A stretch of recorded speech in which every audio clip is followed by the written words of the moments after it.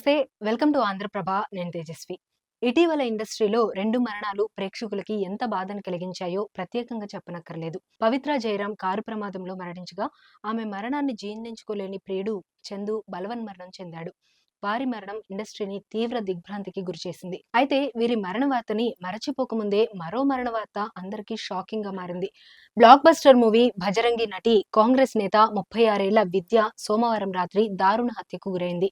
మైసూరులోని తన ఇంట్లో ఆమె భర్త నందీష్ హత్య చేసి ఆ తర్వాత పరారయ్యాడు. నిందితుడి కోసం పోలీసులు తీవ్రంగా గాలిస్తున్నారు. విద్య నందీష్ ని 2018లో వివాహం చేసుకోగా, కొన్నాళ్లకి వీరిద్దరికి మధ్య తీవ్ర మనస్పర్ధలు వచ్చాయి.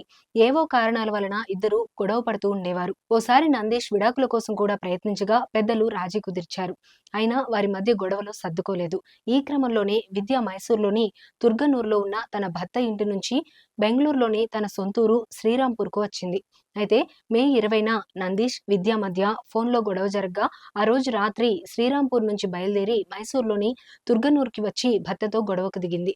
ఇద్దరి మధ్య మాటకు మాట పెరగడంతో నందీష్ ఆమెపై సుత్తితో దాడి చేయగా, ఆమె అక్కడికక్కడే కన్నుమూసింది. హత్య చేశాక నందీష్ అక్కడి నుండి పరారయ్యాడు.